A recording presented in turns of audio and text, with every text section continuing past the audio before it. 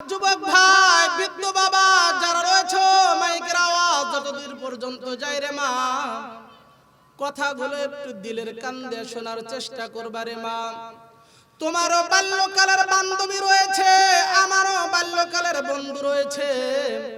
আমার আপনার নবী বলেন, এমন মানুষকে বন্ধু বানাইবা যেই লোকটার ভিতরে তিনটা গুণ পাইবা, তারে বন্ধু হিসেবে গ্রহণ করবা।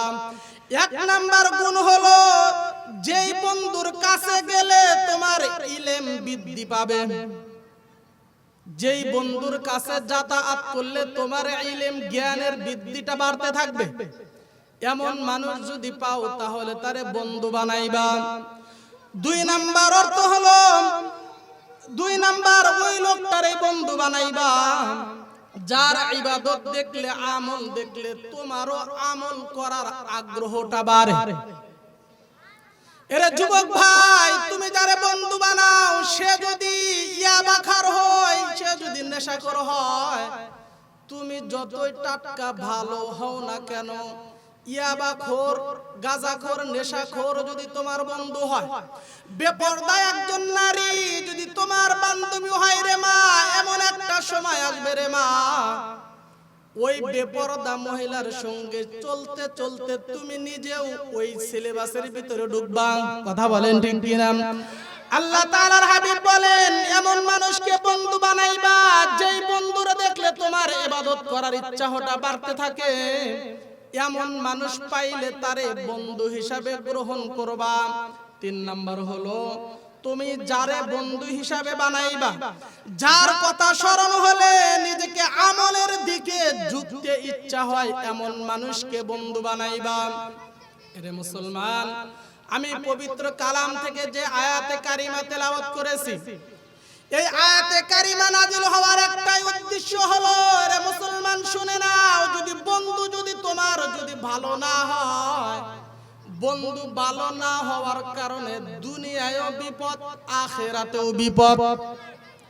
কারণ হলো, আমার আপনার নবী মুহাম্মদুর রাসূলুল্লাহ সাল্লাল্লাহু আলাইহি ওয়াসাল্লামের জামানার কাফের উকবা বিন আবু মুঈদ, উকবা বিন আবু মুঈদের ভিতরে তিনটা গুণ ছিল। যদিও ইহুদি ছিলেন উকবা বিন আবু মুঈদ, যদিও কাফের ছিলেন, তার ভিতরে একটা গুণ ছিল। গুণটা হলো, উকবা বিন আবু মুঈদ মক্কা নগরের ভিতরে সবচাইতে দাপটওয়ালা মাস্তানের ভিতরে এক নম্বরে ছিলেন। উকবা বিন আবু মুঈদ যেই ব্যবসা করত, এই ব্যবসার থেকে যতটুকু টাকা পয়সা লাভ হতো, লাভটারে তিনটা ভাগে ভাগ করত। একটা ভাগ তার পরিবারের জন্য রেখে দিত, দ্বিতীয় ভাগটা তার ব্যবসার কাজের জন্য রেখে দিত, তিন নাম্বার লব্ধ অংশটা মক্কা নগরের ভিতরে সবচাইতে যেই লোকটা ভালো মানুষ তাদেরকে দাওয়াত করে খাওয়াইতো। আর এই খাওয়ানোর গুণটা উকবা বিন আবু মুঈদের ভিতরে ছিল। আমি যে হাদিসটা তেলাওয়াত করেছি, আল্লাহ তাআলার হাবিব বলেন, ওয়াতিমুত তুআম, কোন মানুষ যদি কাউরে যদি খানা খাওয়ায় তাহলে জান্নাত পাওয়ার একটা মাধ্যম হয়ে যায়। সুবহানাল্লাহ বলেন। উকবা বিন আবু মুঈদ যদিও কাফের ছিল, কিন্তু তার অন্তরের ভিতরে তিনটা গুণ ছিল। উকবা বিন আবু মুঈদ চিন্তা করলেন, আমার লাভের অংশটা আমি একদম সবচাইতে ভালো মানুষ যিনি তাকে দাওয়াত করে খাওয়াইবো। উকবা বিন আবু মুঈদ সিদ্ধান্ত করছেন, এমন সময় কে যেন উকবা বিন আবু মুঈদকে ডাক দিয়ে বলেন, উকবা বিন আবু মুঈদ, যদি ভালো মানুষকে দাওয়াত করে খাওয়াইতে চাও, এই মক্কা নগরীর ভিতরে আব্দুল্লাহর বেটা মুহাম্মাদের চাইতে একজন ভালো মানুষ তালাশ করে পাইবা না। আল্লাহু আকবার বলেন। আব্দুল্লাহর বেটা মুহাম্মাদের চাইতে ভালো মানুষ আর কাউরে মদিনার ভিতরে তালাশ করে পাইবা না। যদি দাওয়াত করে খাওয়াও, তাহলে উকবা বিন আবু মুঈদকে বলতেছেন, তাহলে মুহাম্মাদের, আব্দুল্লাহর বেটা মুহাম্মাদকে দাওয়াত করে খাওয়াও। কারণ হলো, ভালো মানুষকে দাওয়াত করে খাওয়াও। কিন্তু রে মুসলমান, এখন আমাদের সমাজে দেখা যায়, যেই সমাজের বড় নেতা দাওয়াতের সিরিয়াল আগে। কথা কন না কেন? উকবা বিন আবু মুঈদ যদিও কাফের ছিলেন, কিন্তু তার অন্তরের ভিতরে এই গুণটা ছিল। উকবা বিন আবু মুঈত আমার আপনার নবী মুহাম্মদুর রাসূলুল্লাহ সাল্লাল্লাহু আলাইহি ওয়াসাল্লামের কাছে গিয়ে ডাকতে বলেন, ওগো পয়গম্বর, আমি আপনাকে দাওয়াত দেওয়ার জন্য এসেছি, আপনি কি আমার দাওয়াত গ্রহণ করবেন কিনা? আমার আপনার নবী ডাকতে বলেন, রে উকবা, আমি অবশ্যই তোমার দাওয়াত গ্রহণ করলাম। সুবহানাল্লাহ। উকবা বিন আবু মুঈদের দাওয়াত পাওয়ার পর আমার আপনার নবী মুহাম্মদুর রাসূলুল্লাহ সাল্লাল্লাহু আলাইহি ওয়াসাল্লাম তার বাড়িতে খানা খাওয়ার জন্য গিয়েছে। খানা খাবে, প্লেটের ভিতরে সুন্দর সুন্দর দামি দামি খাবার পরিবেশন করা হয়েছে। উকবা বিন আবু মুঈদের দাওয়াতে আমার আপনার নবী মায়ের নবী মুহাম্মদুর রাসূলুল্লাহ সাল্লাল্লাহু আলাইহি ওয়াসাল্লাম লোকমা উঠাবেন। এমন সময় পয়গম্বর চিন্তা করতেছেন, উকবা, তুমি আমারে দাওয়াত দিয়েছো, এই মুহূর্তে তো আমিও তোমারে একটা দাওয়াত দিতে চাই। এরে উকবা বিন আবু মুঈদ, আমি তোমারে এমন একটা দাওয়াত দেব, এমন একটা কথা বলবো। উকবা বিন আবু মুঈদ ডাকতে বলেন, পয়গম্বর, একটা নয় দুইটা নয়, আপনি হাজারটা কথা বললেও আমি মানতে রাজি। কেন মানতে রাজি শুনে নাও। ওই জামানার ভিতরে একটা নিয়ম ছিল, কোন বাড়িতে যদি মেহমানকে দাওয়াত দেওয়া হয়, প্রধান অতিথি হিসাবে যেই মেহমানটা ওই বাড়ির ভিতরে থাকবে, কোন কারণে যদি মেহমান খানা না খেয়ে যদি চলে যায়, তাহলে সবচাইতে লজ্জাজনক কাজ হবে সেই বাড়ির মালিকের। এই জন্য উকবা বিন আবু মুঈদ ডাকতে বলেন, পয়গম্বর, একটা নয় দুইটা নয়, আপনি হাজারটা কথা বললেও আমি মানতে রাজি। আমার আপনার নবী ডাকতে বলেন, রে উকবা, এই মুহূর্তে তোমারে আমি হাজারটা কথা বলতে চাই না, এমনই একটা কথা বলতে চাই যেই কথাটা হাজার কথার চাইতে দামি। আমার আপনার নবী ডাকতে বলেন, রে উকবা, এই মুহূর্তে যদি তুমি কালেমা পড়ো তাহলে আমি তোমার বাড়িতে খানা খাবো, আর যদি কালেমা না পড়ো আমি তোমার বাড়িতে খানা খাবো না। এমন সময় উকবা বিন আবু মুঈদ ডাকতে বলেন, পয়গম্বর, আমি আর দেরি করতে চাই না, এই মুহূর্তে আপনি আমারে কালেমা পড়ে মুসলমান বানায়া দেন। সুবহানাল্লাহ। উকবা বিন আবু মুঈদ কালেমা পড়ে যখন মুসলমান হয়, পয়গম্বর ডাকতে বলেন, রে উকবা, আমি পয়গম্বর ঘোষণা দিলাম, তুমি যেহেতু কালেমা পড়ে মুসলমান হইছো, এখন থেকে তুমি যদি মৃত্যুবরণ করো তাহলে তুমি জান্নাতি।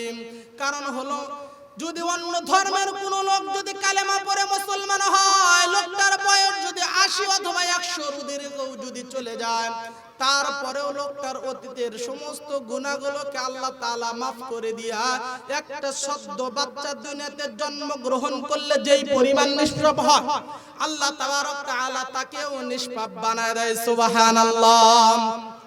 উকবা বিন আবু মুঈদ যখন কালেমা পড়ে মুসলমান হইল, পয়গম্বর তার বাড়িতে খানা খাইলো। এ মুসলমান, যেই কথাটা বলতেছিলাম, বন্ধু যদি ভালো না হয়, বন্ধুর কারণে দুনিয়ায় বিপদ, আখিরাতেও বিপদ হওয়ার সম্ভাবনা আছে। এমন সময় উকবা বিন আবু মুঈদ যখন কালেমা পড়েছে, পড়ার পর তার বাল্যকালের বন্ধু সুমাইয়া খবর পাইলেন উকবা কালেমা পড়েছে। সঙ্গে সঙ্গে সুমাইয়া উকবা বিন আবু মুঈদের বাড়িতে চলে আসছেন। আসার পরে ডাকতে বলেন, রে উকবা, আমি শুনতে পাইলাম তুমি নাকি মুহাম্মাদের কালেমা পড়ে মুসলমান হয়েছো। এমন সময় বলে, হ্যাঁ, আমি মুহাম্মাদের কালেমা পড়েছি। কেন, কি হয়েছে, সমস্যাটা কি? এমন সময় সুমাইয়া ডাকতে বলে, রে উকবা, তুমি যে কালেমা পড়লা, একবারও কি আমার কথা ভাবলা না? একসাথে চলতাম, একসাথে ব্যবসা করতাম, একসাথে দুজন বাল্যকালে থেকে চলাফেরা করেছি, তুমি কালেমা পড়লা, একবারও কি আমার সাথে ভাবার কোনো বিষয় চিন্তা ভাবনা করলা না? এমন সময় উকবা ডাকতে বলে, রে সুমাইয়া, আমি মুহাম্মাদের কালেমা পড়েছি। কেন, শুনে নাও। কারণ হলো, মুহাম্মদ আমাকে শর্ত দিয়েছিল, আমি যদি কালেমা না পড়ি তাহলে আমার বাড়িতে খানা খাবে না। শুনে নাও রে সুমাইয়া, আমি যে মুহাম্মাদের কালেমা পড়েছি, এটা অন্তর থেকে পড়ি নাই, জবান দিয়ে শুধু বলেছি নাউজুবিল্লাহ। বর্তমানে আমাদের সমাজের মানুষের অবস্থাটা তো একরকমই হয়েছে, জবানে এক কথা অন্তরে আর এক কথা। কথা বলেন ঠিক কিনা? জবান একদিকে চলে আর আমার অন্তর চলে আর একদিকে। কারণ অন্তর আর জবান যদি একসাথে যদি না হয়, কিয়ামত পর্যন্ত ঈমান আমাদের নরবর অবস্থাতে থাকবে। কথা বলেন ঠিক কিনা? কারণ আমরা সবাই জানি সুদ খাওয়া যাবে না, ঘুষ খাওয়া যাবে না, পরের হক মারা যাবে না, বেপরদায় চলা যাবে না। আমরা সবই জানি, স্বীকারও করি, মুখ দিয়ে বলি, অন্তর দিয়ে কেউ মানি? আওয়াজ দিয়ে বলেন মানি? মানি না। সুমাইয়া ডাক দিয়ে বলেন, রে উকবা, আমি বিশ্বাস করি না তুমি যে মুহাম্মাদের কালেমা যে মুখ দিয়ে বলেছো অন্তর থেকে বলো না, এটা আমি বিশ্বাস করি না। কারণ হলো রে কি মুসলমান, শুনে নাও, যদি বন্ধু যদি ভালো হয় তাহলে আশা করা যায় নাজাতের কারণ হবে রে ভাই। আর যদি বন্ধু যদি ভালো না হয় তাহলে বিপদ কিন্তু সামনে অবশ্যই আসবে। আর একটা কথা বলে এই কথাটা পরবর্তীতে আপনাদের সামনে হাজির করব ইনশাআল্লাহ। এরে মুসলমান শুনে নাও, যদি অল্প সময়ের জন্য যদি ভালো একজন মানুষকে বন্ধু বানাও, হয়তো বা কিয়ামতের দিন, কাল কঠিন কিয়ামতের দিন, যেদিন মা সন্তান বলে পরিচয় দেবে না, বাবা সন্তান বলে পরিচয় দেবে না, হয়তো বা সামান্য সময়ের জন্য যারে তুমি বন্ধু বানায়েছিলা, হয়তো বা এই বন্ধু যদি জান্নাতি হয়ে যায়, আশা করা যায় বন্ধু তোমাকে ছাড়া জান্নাতে যাবে না। সুবহানাল্লাহ। সুলতান মাহমুদ গজনবী রহমাতুল্লাহি আলাইহির নাম শুনছেন? সুলতান মাহমুদ গজনবী রহমাতুল্লাহি আলাইহি দেশের একজন বাদশা ছিল, সামান্য কোনো বাদশা ছিল না রে মুসলমান।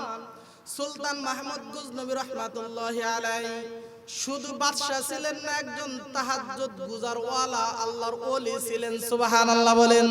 সুলতান মাহমুদ গজনবী রহমাতুল্লাহি আলাইহি গভীর রাত্রিতে ঘর থেকে বের হয়েছেন গোসল করে তাহাজ্জুদ নামাজ আদায় করবে। পুকুরের পাশে গিয়ে যখন সুলতান মাহমুদ গজনবী রহমাতুল্লাহি আলাইহি দাঁড়ায়, পুকুরের ভিতরে নামবে গোসল করার জন্য রে মুসলমান, হঠাৎ করে পুকুরের অপর পাশে দেখতেছেন চারজন যুবক পুকুরের পাশে কে যেন হাঁটাহাঁটি করেন। সুলতান মাহমুদ গজনবী রহমাতুল্লাহি আলাইহি তার মনের ভিতরে একটা ধারণা হলো।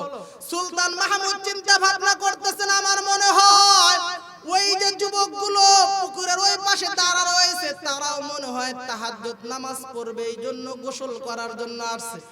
আমাদের সমাজে একটা প্রবাদ বাক্য রয়েছে, যে যেরকম তার ধারণাটাও সেরকম হয়। কথা বলেন ঠিক কিনা? কারণ হলো যে যেমন অন্য কেউ তেমন ভাববে রে মুসলমান। একজন যদি চোর হয় অপরজন কেউ চোর ভাববে, একজন যদি লুচ্চা হয় আর একজন মানুষকেও লুচ্চাই মনে করবে, একজন যদি নামাজি মানুষ হয় ওই লোকটা অপর একজন মানুষকেও মনে মনে ভাববে লোকটা মনে হয় নামাজি।